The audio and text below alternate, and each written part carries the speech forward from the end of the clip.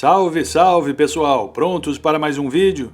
Pois bem, hoje falaremos sobre Rússia e Ucrânia. O que a Rússia quer na Ucrânia? A guerra entre Rússia e Ucrânia é um conflito que vem sendo travado desde 2014, mas raízes dessa disputa vão muito mais longe. Neste vídeo vamos tentar entender o que a Rússia quer na Ucrânia e como chegamos até aqui. Tudo começa em 1991, quando a Ucrânia se torna independente após o colapso da União Soviética. A Rússia, que havia sido principal potência da União Soviética, fica abalada com essa separação, mas acaba aceitando a nova realidade. No entanto, mesmo após a independência, a Ucrânia continuou tendo uma relação muito próxima com a Rússia, tanto economicamente quanto culturalmente. Muitos ucranianos falam russo como segunda língua e muitos produtos industriais da Ucrânia são vendidos para o mercado russo. Mas em 2013 as coisas começam a mudar.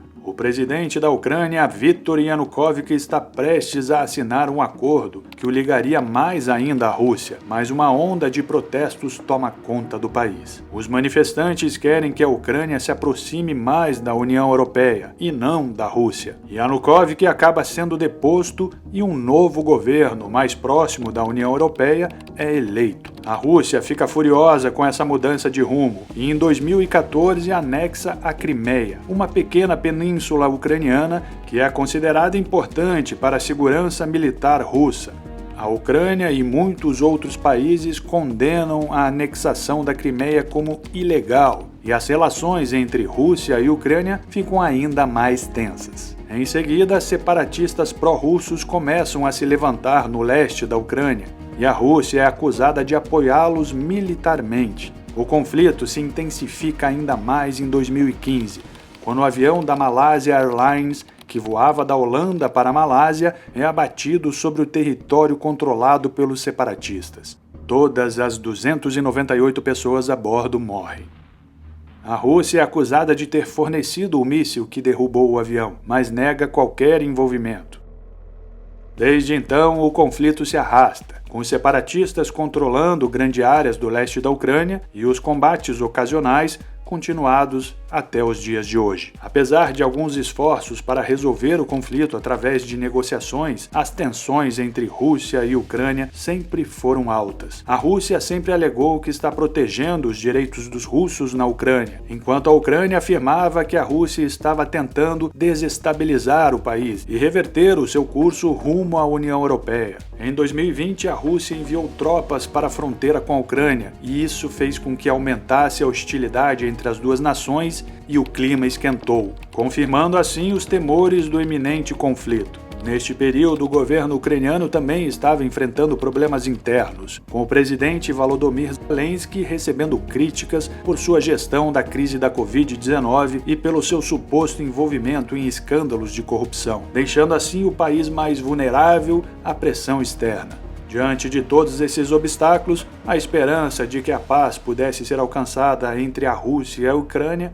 caiu por terra. E mesmo que as negociações entre as duas nações, sendo realizadas constantemente e grupos de ativistas em ambos os lados trabalhando incansavelmente pela reconciliação, de nada adiantou. Ao contrário do grande apoio da maioria da comunidade internacional, a solução para a inexistência do conflito não foi o suficiente. A guerra aconteceu e vem acontecendo até o presente momento de gravação deste vídeo. No dia 23 de fevereiro de 2022, o presidente russo iniciou a invasão da Ucrânia sob o pretexto de desnazificar e desmilitarizar o país. Além disso, afirmou que haveriam consequências nunca antes vistas caso houvesse interferência externa, causando assim uma tensão global de uma possível terceira guerra mundial. Sendo a segunda potência militar do mundo contra um país muito menor, a Rússia massacrou inicialmente a capacidade defensiva da Ucrânia. Porém, a Ucrânia vem enfrentando e se mantendo em pé até o presente momento. Outro ponto determinante para o sucesso de defesa da Ucrânia é o repasse de armamentos de defesa por países ocidentais, como os Estados Unidos. Isso inclui, por exemplo, dispositivos portáteis antitanques. Os confrontos mais violentos continuam no leste da Ucrânia, e no resto do país a população continua a lutar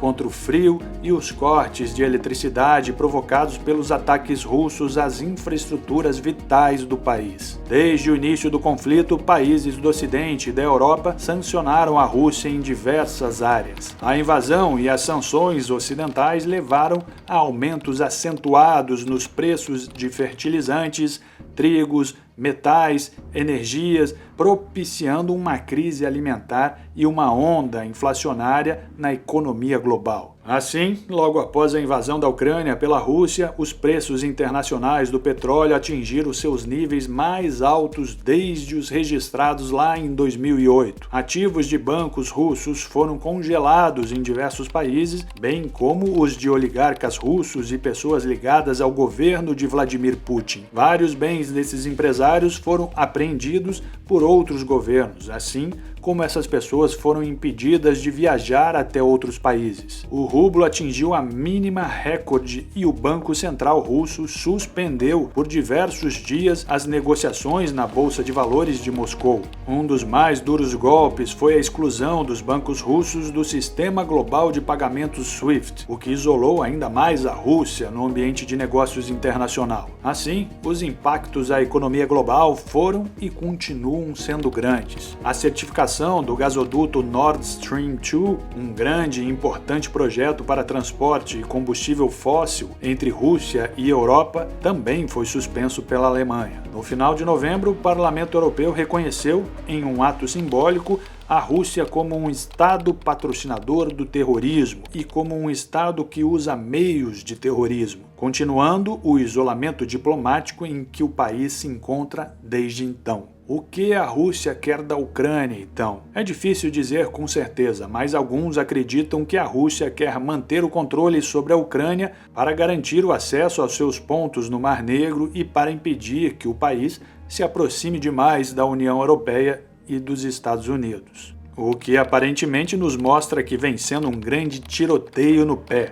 Outros argumentam que a Rússia está tentando reconstruir o Império Soviético em miniatura e que a Ucrânia é apenas um passo nesse sentido. Muitas e muitas especulações e tantos desafios globais pela frente. Independente das razões, o fato é que a guerra entre Rússia e Ucrânia inicialmente já deixou milhares de mortos e causou uma crise humanitária na região. E atualmente proporções terrivelmente iguais em mortes e assustadoras para todo o cenário econômico global. Em resumo, a guerra entre Rússia e Ucrânia é um conflito complexo que tem raízes profundas e que tem sido alimentado por múltiplas disputas. Enquanto o que a Rússia quer na Ucrânia pode ser objeto de debate, o que é certo é que a paz na região é crucial para o bem-estar de milhões de pessoas e para a estabilidade internacional. É importante que continuemos lutando pelo fim deste conflito e pelo estabelecimento de relações mais saudáveis, por mais difícil que pareça, entre Rússia e Ucrânia. É isso.